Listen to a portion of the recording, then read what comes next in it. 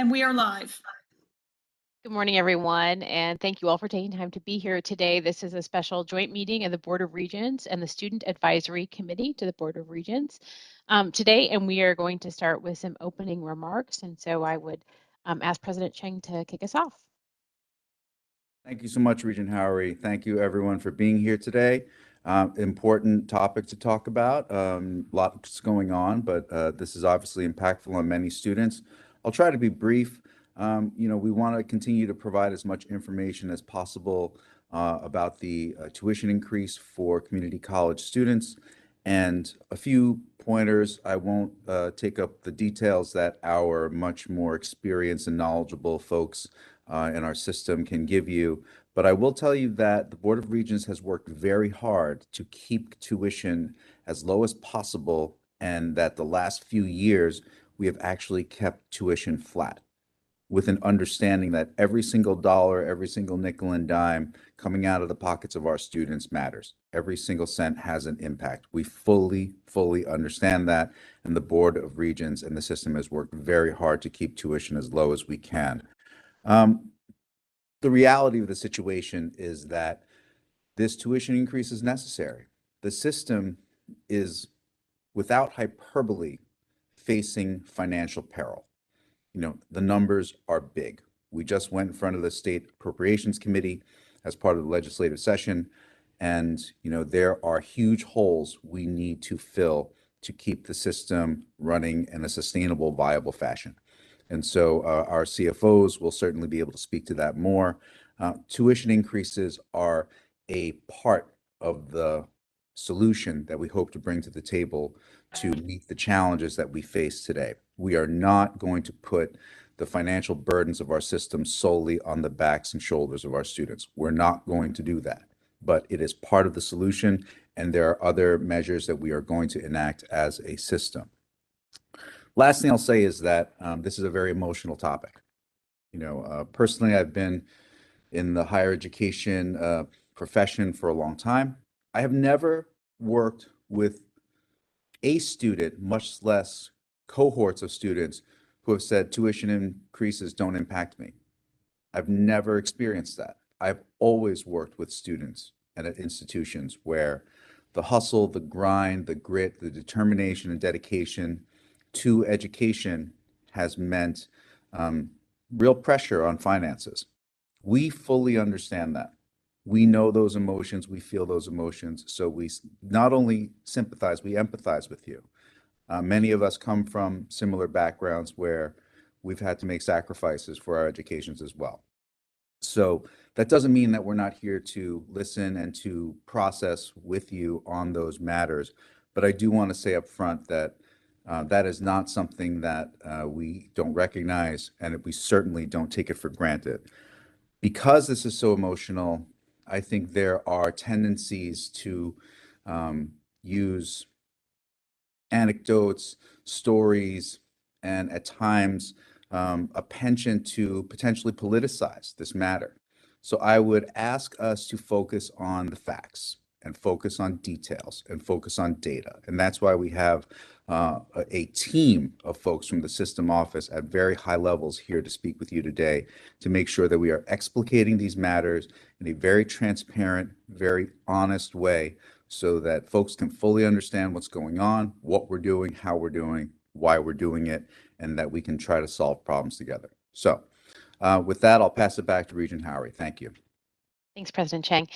Just before I get to Chair Noriega for her opening comments, I did skip 2 administrative steps that I do need to take care of. Pam, if you could take care of the roll for us, please. Thank you. As we do not have any action items for voting, I can just make note that we do have a quorum of the Board of Regents, and I can take a formal roll.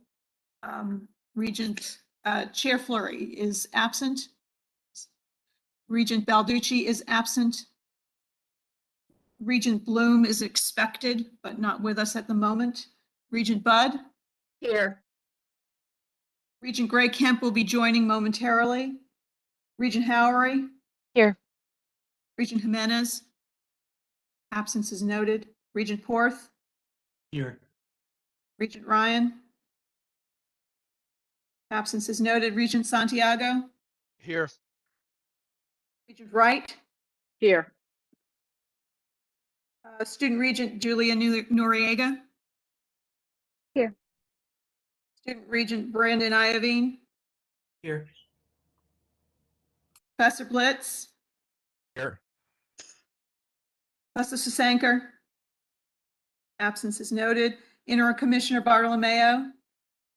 Absence is noted. Commissioner Gittani? Absence is noted. Commissioner Lehman? Absence is noted. Commissioner Designate Russell Tucker? Absence is noted. And Chief Workforce Officer Valerie's? Present. Thank you. And we have a quorum. Thank you very For- much. For the Student Advisory Committee, we have a blend today of our Student Advisory Committee members, as well as members of the Student Government Associations for both the community colleges, for the universities, and for Charter Oak. So we will not be taking a full roll, but we'll be noting their attendance. Thank you.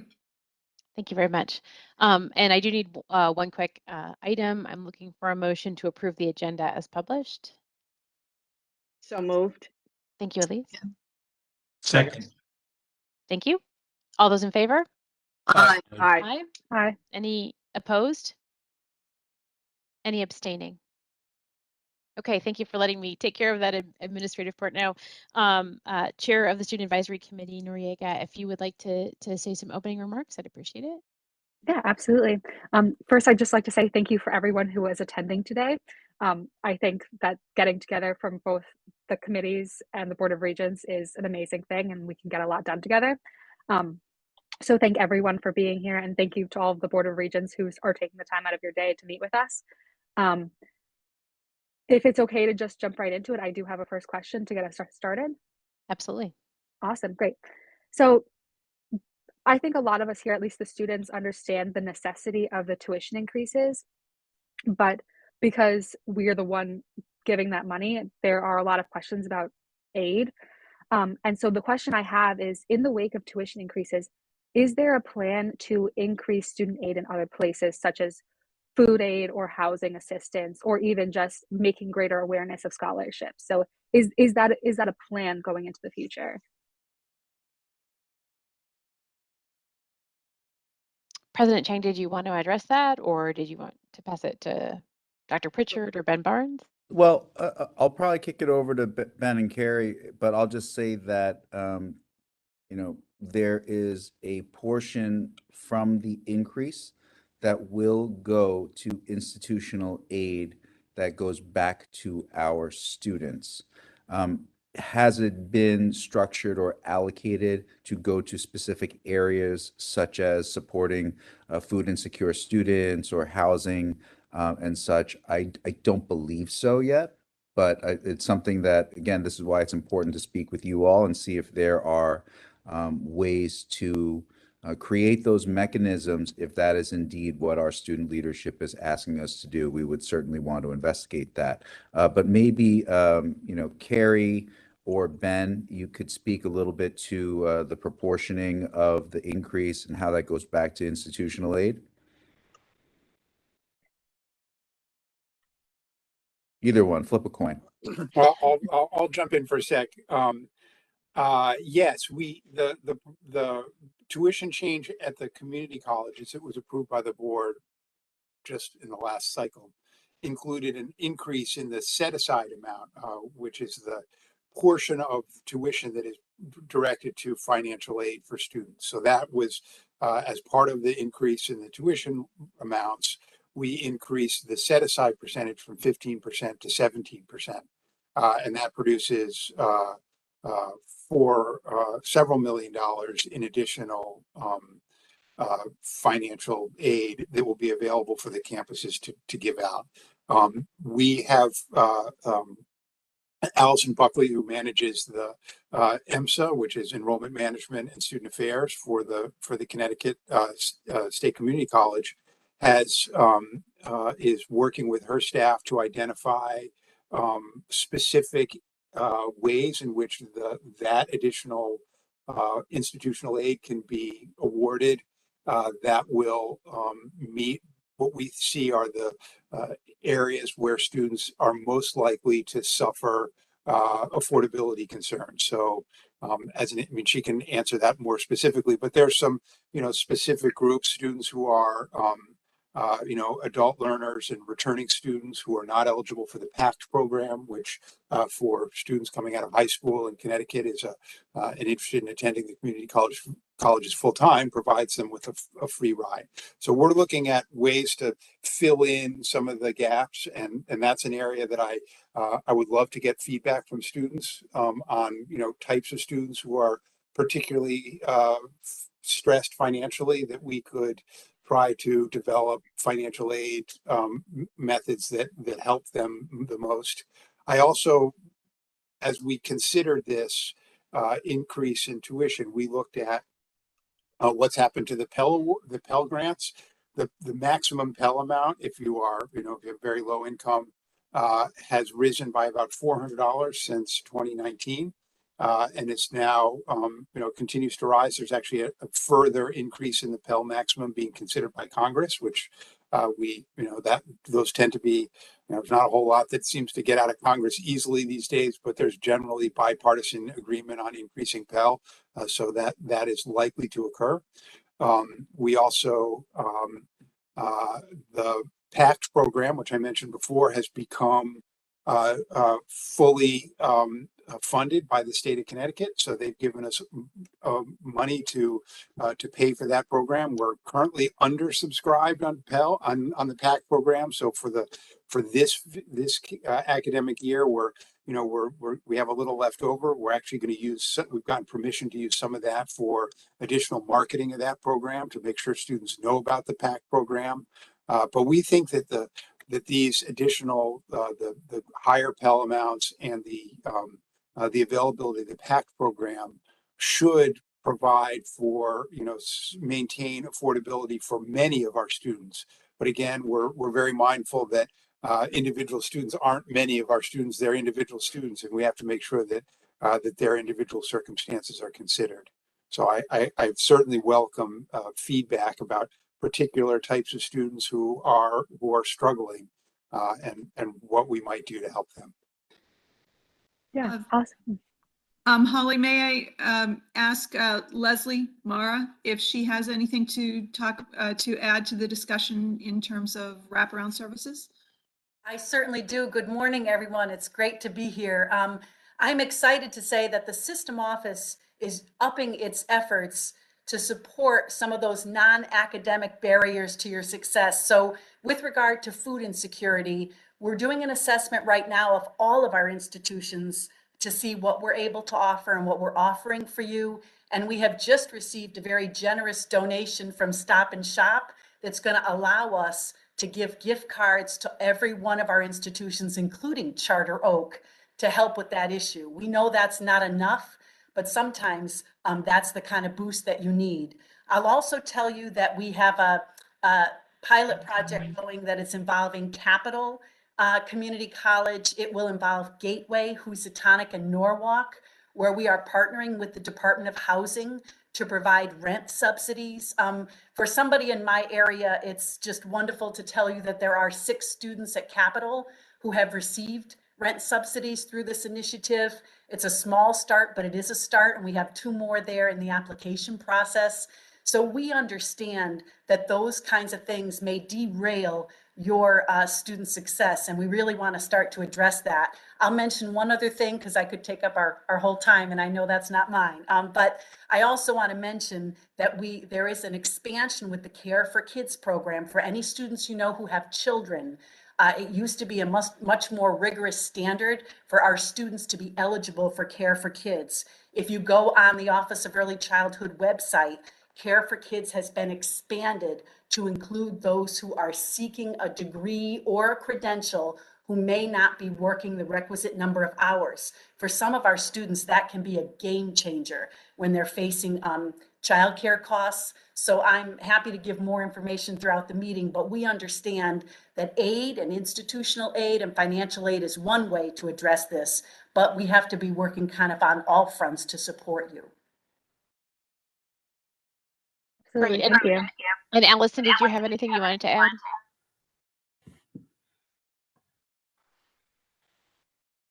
Apologies, it was a little tough to unmute today. I just wanted to echo Ben's statement. We do know that the Pell Grant covers tuition and fees for students who qualify, but that not all students qualify for federal grant aid and yet still have real meaningful need. And that is what we want to make sure we try to tackle in the months ahead. So I just want to echo, we would love your feedback on that. And the other thing that I would like to add with the institutional awards, we would also look, our campuses now have some emergency grant funding for, anything from I need new tires on my car, or I'm not going to be able to get to class, to other of those unexpected life emergencies. And we certainly know that providing grant aid in cases to help our students tackle those leads allows them to persist and meet their goals. So that is also something we would like to consider and would love feedback on. Great, thank you so much. And I'm going to amplify what a bunch of people just said, which is everybody on this call today is extraordinarily interested in solving financial and barrier issues for students. And we are incapable as not students right now of realizing every possible circumstance that students are going through.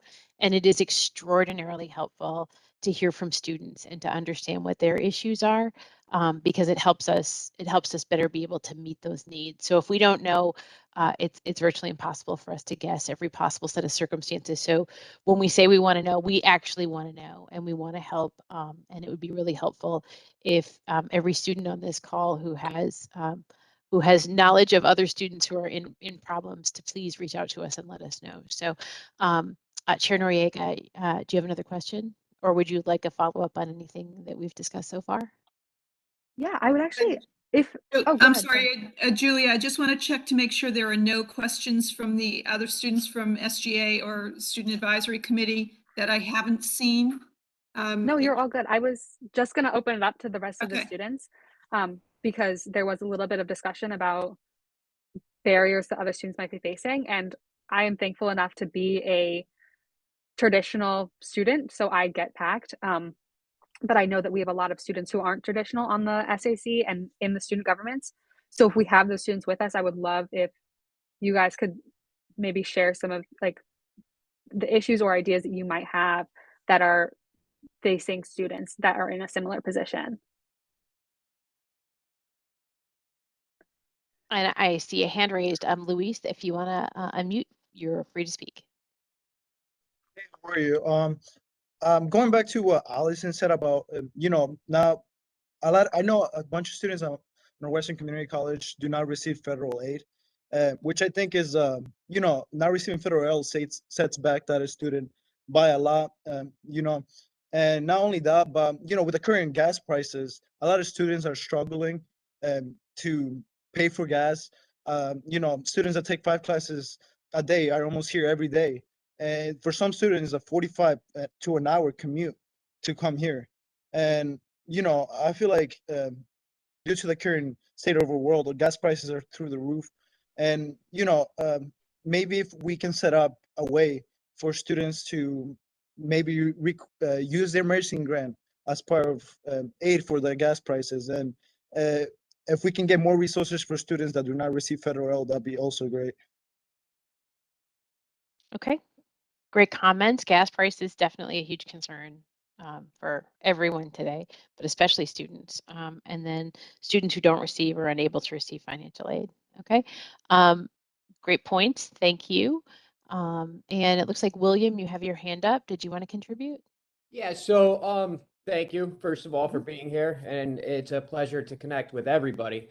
So as a non-traditional student, coming back, right, I'm actually transferring into a 4-year university now. And I think this financial aid issue is pretty much across the board a problem. So you know, I won't disclose my earnings a year, but let's just say I'm being offered a loan. And unfortunately, that loan, yes, it helps, but it's a loan that's going to compound interest over time. And I feel like students my age, even entering into a community college environment, they see a loan and it's like, you know, okay, maybe this isn't a good idea. And with that in retrospective, right? If you the whole system is changing. A lot of uh, college students aren't high school age. They're my age. They're coming back realizing, okay, I need a degree now. I'm sick of, you know, scanning items at Stop and Shop or whatever the case may be. Or I can't be the manager of Stop and Shop because I don't have a finance background.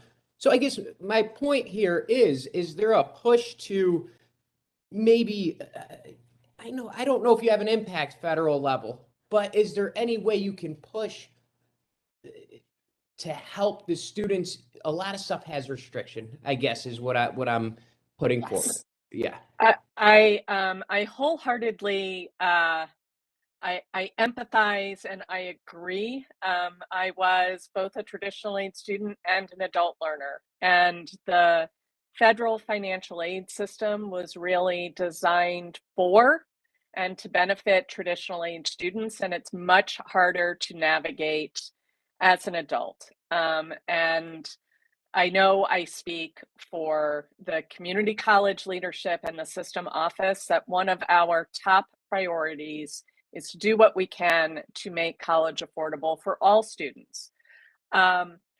I am fortunate enough to participate with the American Association of Community Colleges on a commission that they have, and they are currently negotiating with the Department of Education on some changes, not directly impacting this for how we administer aid programs. And I've been able to provide input to those decision makers at the table.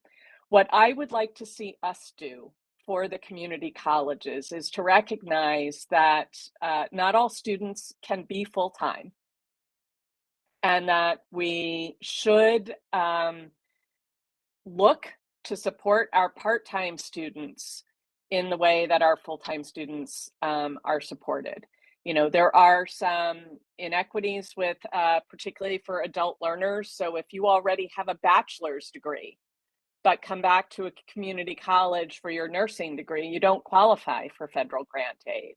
And so what we are really looking to do over the next few years is how do we equitably administer our institutional dollars that help our students in the maximum possible way, and try to level that playing field. So as someone who was an adult learner, it is very tough to balance, and we will do what we can.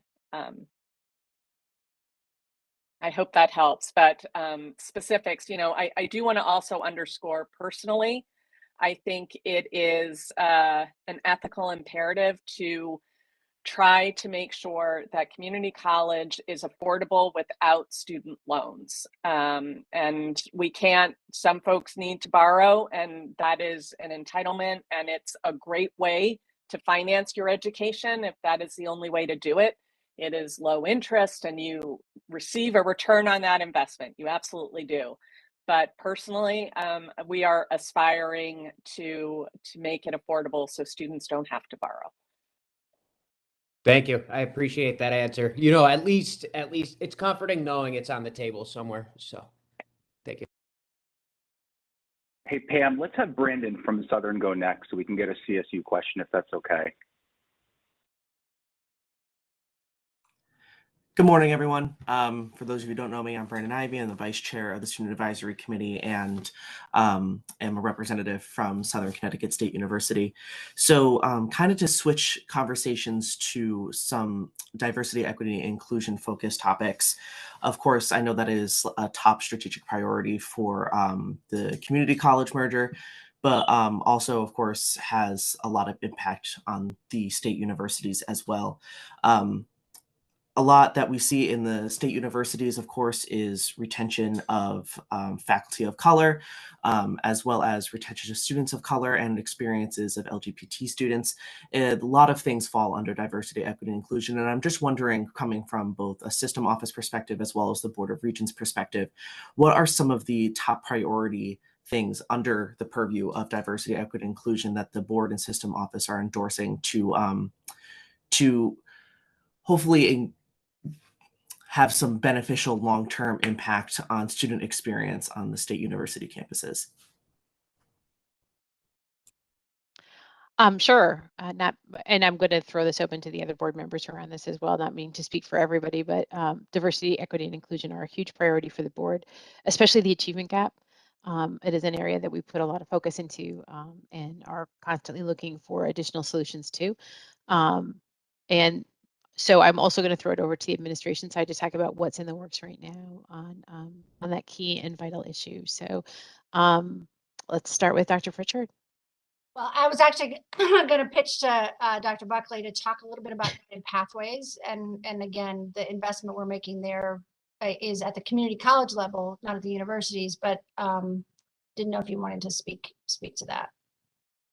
I think we definitely, as part of the community colleges and the work we are doing with the consolidation, we are putting student success and closing the opportunity gap at the center. But really, I would say what fuels this work is the sense of belonging that is absolutely fundamental for all of our students to succeed. That community and belonging. We have and will continue to invest in financial aid for our undocumented students. We are looking as we hire staff. So in the community colleges, we are bringing on a significant number of new professional advising staff to work with students. And we are being very deliberate to make sure that we are hiring professionals who look like our student populations as well, and that we are representative of the communities that we serve, and that our students see people and can connect and have that sense of belonging with an advising staff. And we've made huge strides. I'm very proud of the work that Mike Buccilli and his team have done in really bringing that focus into our academic advising piece. I know that there has been work at the universities as well. I'm not sure, I can't see who I should toss to on the call for that. Well, I was just going to suggest it would be wonderful to have a whole call, Brandon, about DEI efforts at the colleges and the universities. And so, maybe we could get that scheduled and have that conversation as well. And because I know there are many people who would like to be part of that conversation. And since we were focused on affordability, we didn't bring them because we would have completely overwhelmed the call. So, but I think the Guided Pathways Advisors is a big piece of what we're trying to do to address the fact that we don't have good, strong outcomes for students where we need to. Yes, Regent Bud. I would just like to add to Holly's comments that all of our search efforts for leadership in the Connecticut State Community College considers diversity and inclusion a major factor in the selection process. And we're very sensitive to that. And it has really been very successful, I would say, in getting candidates that are from a broad spectrum of the country and the community. Thank you, Regent Bud. Regent, I'm sorry, we have a question in the chat. Okay. This is from Haneen from Southern. Is there a way to create more scholarship opportunities that aren't FAFSA based? Not only that, but advertise those, I haven't heard of many of the aids that were brought up earlier. And if students aren't aware, they aren't able to take advantage of them. I can take a first pass at that. One of the reasons that we encourage all students who are eligible to do so to fill out the FAFSA, and the current administration in Washington is working very hard to simplify it, is because often there is federal money that is left on the table. And so the reason that universities and colleges often ask all students to do it as a first step is so you see what is out there. So it's not meant to be a gateway, but to actually open more doors to more opportunity.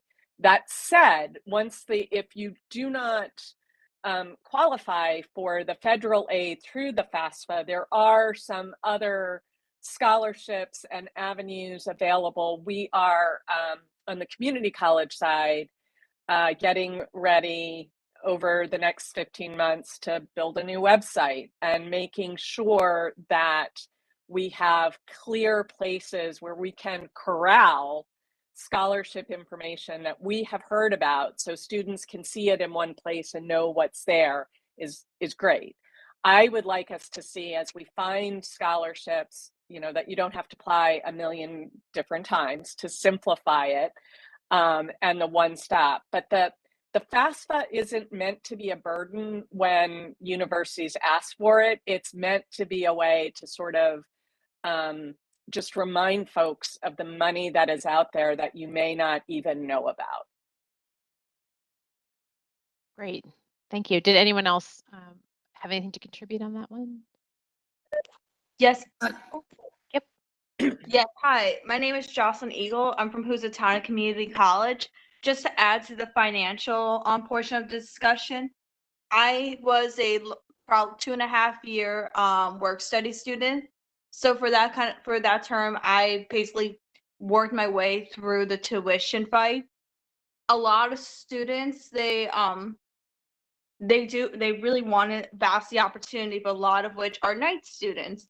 And even though maybe some of the offices are working a 9 to 5, there's other departments like in Housatonic, we have a food pantry that's open on evenings on Wednesdays and such. With the merge occurring, have there been any discussion with opening up more job opportunities for work study students in order to help work through their tuition costs? I think that's a great question. And, federal work study is a benefit. And as I said a minute ago, we don't want any money left on the table. I feel that way about work study as well. And I think, honestly, one of the challenges for some of our campuses is to spend all of their work study money. That becomes a challenge. And what we are working towards with the consolidation is that it's much easier. Instead of having 12 little pots of work study money that we have to spend, we have more flexibility with the larger pool. And we are definitely looking at how we can do that. And, you may take classes at Housatonic, but live closer to Gateway. Could you have a work study job on another campus if that works better with your schedule? And that is something that we will be able to do once we are one institution. You also bring up a really good point about hours, and that is something else that we want to make sure, and we are starting this very important work in making sure that our campuses, our student services, are open and available at a time that works for students. So for example, our new academic advisors that are coming on board this spring, all of them will have some evening advising hours because that can be more convenient for some students. So as we are one college and have more flexibility, students would be able to, depending on your schedule, you could have a work study job on any campus. And I also want to look, and I think we'll be able to do it much easier when we are one. there are opportunities for work-study students to work kind of off campus as well. We have relationships with community partnerships there, with some elementary schools for tutoring. So depending on what your career path is, we want to be trying to match our federal work-study job experiences as best we can with career paths. So you're building your resume, and it really is a more robust experience to help you get where you want to be when you are finished. Great. Great information. Thank you, Allison. I believe Tanel had his hand up. We've gone way off the topic and it's not that important, so we can move on. Okay. Okay, I appreciate that. And somebody else just had their hand up as well.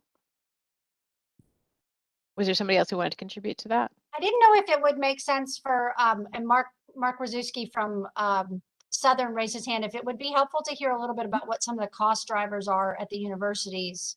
That also might be useful if Mark wanted to give us a quick view of that from his role as the CFO. Thanks, Mark. Sure.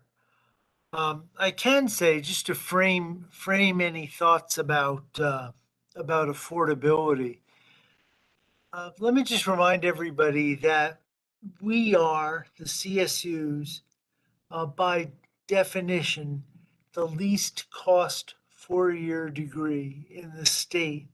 Although it was actually just pointed out to me there's one exception to that rule, which we never think about, which is the Coast Guard Academy, but you have to join the Coast Guard. So, but in any event, we are the most affordable four-year degree in the state. And almost 3/4 of our students don't pay the full price. We're the most affordable at full price, and 3/4 of our students don't pay that price. Now, because of state and federal and institutional aid, Southern, I know, and all the other CSUs are right there with us, distributes over $12 million a year in institutional aid alone. That's not including federal financial aid and the increased Pell Grants, et cetera.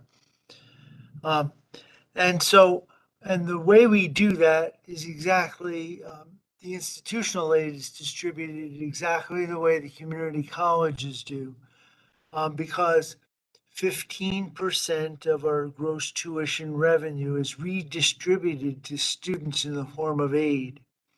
And all of the CSUs distribute far more than the 15% we're required to do. And I know Southern's over 21%.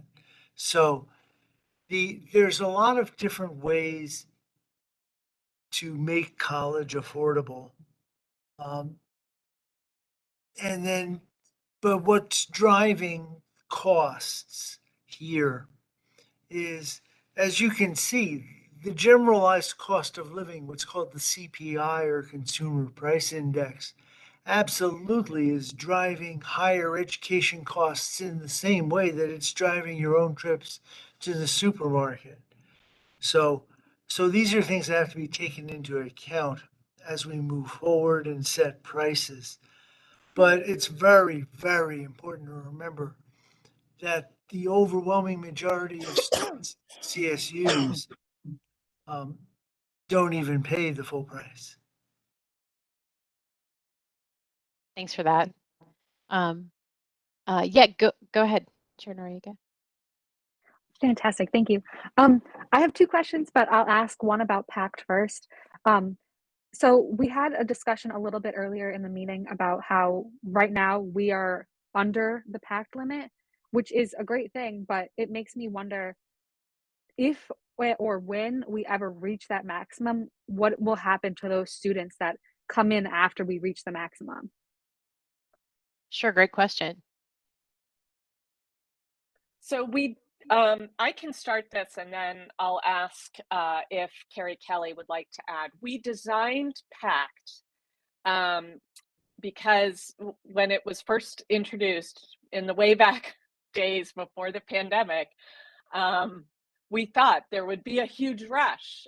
So that's why we have the priority deadline, and we have set certain deadlines for registration. And it was that we can, a reasonable date, and we could review everything by that date. And then as for students who come in after the deadline, it is a first come, first serve. And the way that the legislation is drafted, so if I am a PAC student and I have PACT in the beginning and I am full time, but in the second semester, let's say I forgot to register, and the PACT money had gone away, but I'm still full time, I would be eligible in future terms. So as long as I maintain my full time status, I am eligible for PACT as the funding is available. So, you know, in the event that we were oversubscribed and had too many students, we could manage it that way. But I do think CFO Kelly may want to comment on long-term funding as well. So Carrie? Yeah, I'm happy to share some of the good news surrounding PACT. When the program was first implemented, we had to get funding from the General Assembly each year. And that presented challenges each year figuring out what exactly the funding level was going to be. So we were able to secure funding on a 2-year basis. And what's really exciting is that we have a permanent funding source going into the future through the e-lottery. So a portion of that revenue will come to us. But as you observed, Julia, it's a fixed amount. And although right now we're underspending the amount of money that we're being given for that, I think that very soon in the future, as enrollments start to normalize, we could be oversubscribed. And if that's the case, we're prepared to go back and ask the General Assembly and the governor to increase the appropriation so that everyone's fully funded. And I think one of the exciting things is that during our Appropriations Committee hearing about 2 weeks ago, the committee was very interested in understanding what the costs are to expand the program to other populations. We know how successful this program is for full-time students, and we think it would be great if we had the funding for part-time students, for non-credit students, for students who have been here once and took some classes with us and by virtue are now ineligible for PACT. So this is a program we see as one that is a great investment for the state and one we really want to expand to more students. So right now, we're not going to let any of these dollars that have been allocated for PACT be turned back. And so, the state's been incredibly receptive and really understands the challenges we've had. And they're allowing us to use up to $900,000 of the money in the current year so we can let everybody know about PACT and direct everyone here. So we look forward to the day when we're running out of money and we can go back and get more, because I think we have a great argument to make. Thank you, Carrie. Is there more you wanted to hear on that, or did you want to throw your other question out? Yeah. Actually, I think that there's one question in the chat, so I'll let that one get answered. And then if there's time, I can go back and Yeah, so from the chat, Stop and Shop gift cards were very helpful. I was wondering how many CSUs have food pantries. I believe it would be a good step that gears toward gas costs and offering a discount or even collaborating with gas stations and companies to get student gift cards. Gas prices affect almost everyone, and it's an efficient form of transportation, especially in a state like Connecticut. So is someone willing to speak to the food pantry discussion? Yep, go ahead. It's me again. We actually have some form of pantry at all of our institutions, and we're even looking at providing support for Charter Oak because about 85% of their students live here anyway. So we know them and we know their needs. Some, as you may know, Middlesex has a mobile pantry, the school bus. So they vary in terms of what their presence actually is and their hours. But we're in the process of completing that, updating the assessment. So I'll have more information. But right now, everybody's got a presence, including the CSUs. I'll also say that many of them have used the pantry as a hub for providing other kinds of support. So some of you may have taken advantage of clothes that would help you for interviews. I know Manchester has that. And so these have become hubs where we're able to provide other information. I am intrigued at the idea of gas cards. I know that for our SNAP employment and training students, We do have participant expenses where they are able to get support for gas. I know we've provided that through other, some emergency grants and other funds. We take a look at audit issues to make sure we're doing that exactly as we should be. But I certainly can take it as something on my list to take a look at whether there might be some gas station partners who would like to do something good for our students and also market, their services. So I hear you on that one. And I certainly think we may be able to do it like we're doing with Stop and Shop. We have a lot of clout when we work together. We represent a big group of people between the students and the people who serve them and the people who care about them. So I'm happy to take that one under advisement to see if we might get some kind of donation in that. That's great. And Good if to I hear. could just jump in for just a second. I do know a couple of the community colleges, Naugatuck Valley and Manchester, use student activity funds to purchase gas cards that are distributed to students. So that's always an option for the state universities as well if they wanted to go down that route. I know that those are helpful for students, especially as the gas prices are on the rise. Brandon, did Brandon have another question from the CSU side? Sorry, can you say that one more time? You cut out a little bit. I think Brandon might have had a question Yes. from Southern. Yeah, so especially with talking about affordability and everything, of course, each university has experienced significant decreases in enrollment, especially with residential students. So as financial peril is on the horizon, how do we ensure that housing, residential charges, and fees at the university level don't become too expensive for students? And a follow-up question to that along the same lines is, of course, as each university and campus has experienced financial issues, why is it that some have different pricing for residents, and it can make some campuses maybe feel inaccessible for some students as compared to another, if that makes sense? Sure. So does somebody want to speak to how the individual for your university's budget or establish policy for themselves versus Maybe Mark would be. Either Mark Yeah. or Ben. I'm Great. here. Thank you, Mark. Yeah, and I can say that one reason why housing prices are slightly different between the CSUs is they have different housing products that were, more importantly, built at different times. And so not all the dorms are the same, built at the same time, have the same bonding or debt service requirements. That's just an accident of history. That we're now a system, but there was a point in our history. Southern in some form has been here for 125 years. So you would expect some modest shifting in prices. It's not a lot though. And so I know that that we have, regarding budgeting, we all have a process that's very similar and is becoming much more informed by each other, so that we do not have widely varying tuitions. There might be some support fees that are slightly different, but in general, within $200, $300, $400 of each other.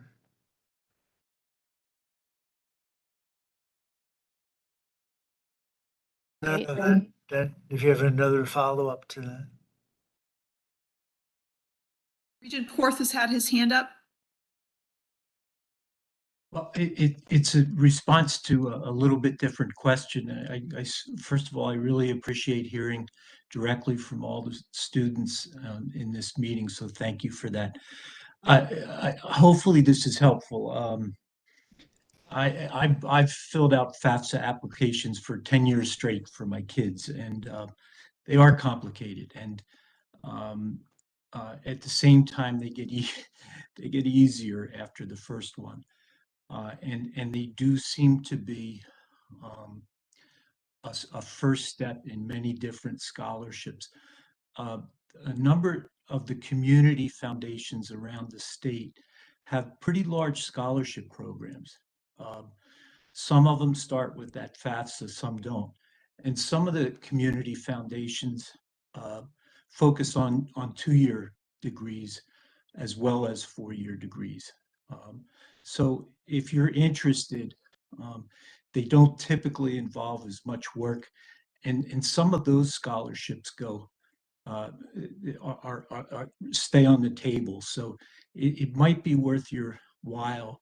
And I would suggest to our CSCU colleagues, maybe this is happening already, but on our websites and in information we give out, it'd be great to share that kind of information too about non-public scholarship sources, because there's a fair number of them. And then second, and I'll do this really quickly, and we had these conversations previously too. If people need help with food or other kinds of necessities, one place to go to is 211ct.org. It's a really good resource, and it's designed to make it as simple as possible,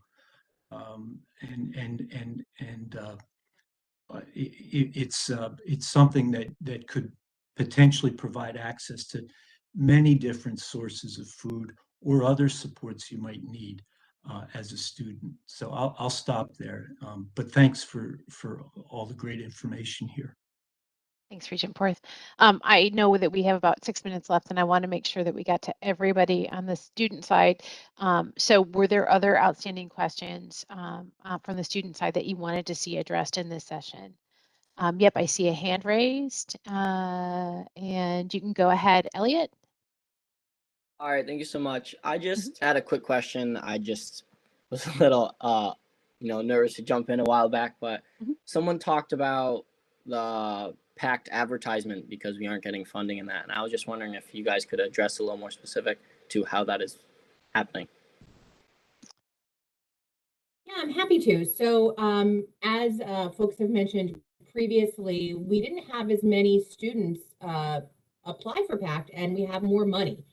And the way state budgeting works is if you don't spend it, you turn it back to who gave it to you. And that's certainly something we never want to do. And so once we became aware of that, we approached the state, and they were very receptive. They understand exactly where we are, and they gave us the authority to use those dollars, about $900,000, so that we can market PACT more meaningfully. And so we're going to be timing a launch so that it will begin later this spring, but it's really targeted for fall enrollments to let everybody know about PACT. I mean, I think it's the best kept secret in the state of Connecticut. Every time I tell someone, their jaw drops open and they say, "Are you kidding me? That's really possible?"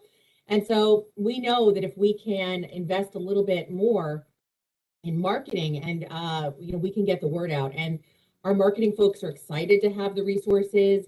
They have a multi-pronged approach, and, they're starting to put it, to implement it right now. So you should hear about it through social media as well as more traditional media, print newspaper, TV ads, radio. I mean, they're really going to be able to bring it to scale. And I think it's one of the things that we know students want and need, and it can be really successful. So we're excited about it. Thanks for the question.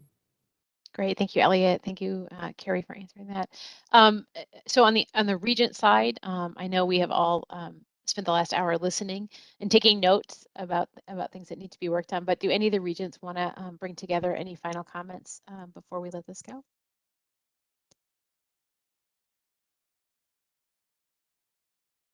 This is Elise. I just want to thank the students for their questions today.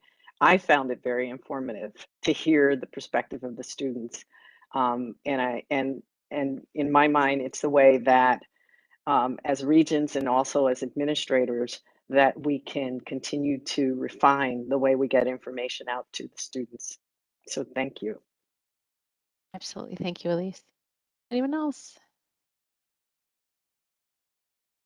I would agree that it's very refreshing to hear, as we thought, it isn't a surprise that the issues are, as you expressed, but it brings them to our minds to find, and especially with the system office responses that you can see, we are working on solutions for these questions, and it's on our minds all the time.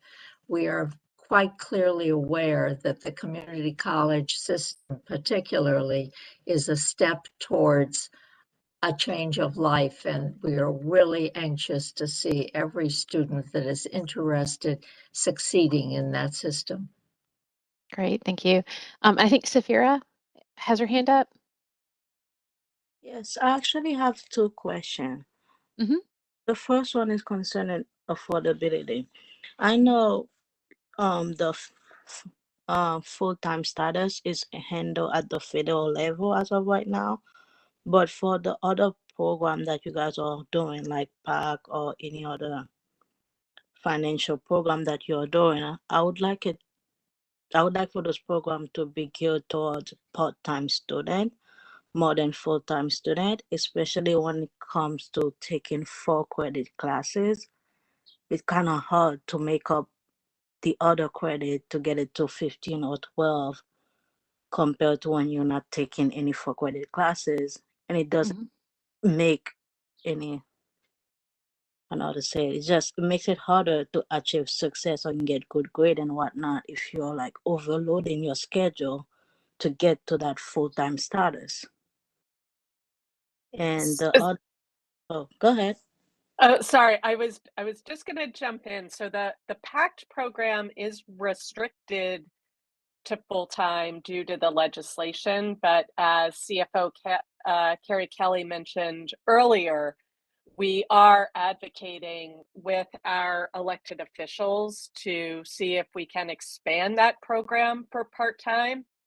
The other thing that I wanted to mention quickly, because I agree, it's really hard to take more than sometimes 2 credits when you are working and for adults. But the other thing that we are looking at doing for the community colleges as well is something that we call accelerated terms. And this is part of our guided pathways reforms, so that you could take within a standard semester, you'd be able to take 2 classes at a time, but each of those 2 classes would be 3 credits. So you would be at the 12. So you would take 2 for 7 weeks, get a break, and then take 2 more 7-week courses. So that's another way for us to try to creatively redesign the educational experience so we can help you maximize speed and grant dollars and those other things. So I just wanted to share that. It's definitely something you should talk to your advisor about, because more and more of the colleges are offering what we call 7-week terms or accelerated terms. So you take 2 classes, but just for 7 weeks. So they're quick, you get a break, and then you do 2 more. So it's a roundabout way to get to those 12 credits. Thanks, Allison. And is your last question quick, Safira? If not, we'll try to answer it offline for you. Yeah, it's really quick. Are we still keeping the timely care after the merger, or is that going away?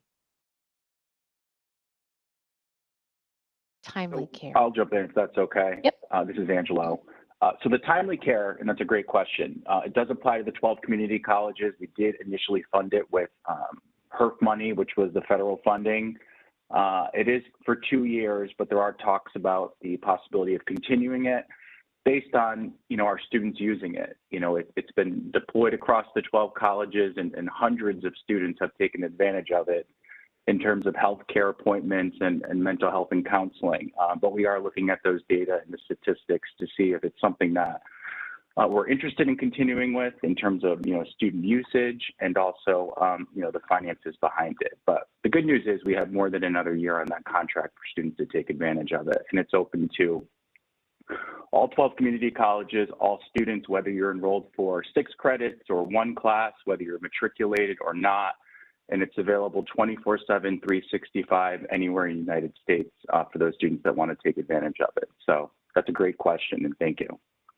Great, and thank you. And mental health is certainly an issue that many of us are aware of and is an active area that we're pursuing more support for students around. So, okay, thank you everyone. I know we hit time. We could probably go all day. Some of us would like to, I'm sure.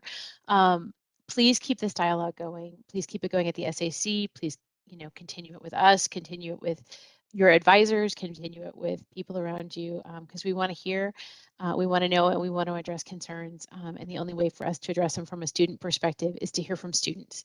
And so we appreciate everyone being able to attend today. And I look forward to doing this again in the future and doing one on DEI. And you know me, I could do this every day. So with that, I will take a motion to adjourn. So moved. And a second. Second. Thank you, everyone. Have a wonderful day and a wonderful weekend. We'll see you soon. Thank you. Thanks, everyone. Thank you. Thank you all. Bye-bye. Bye-bye.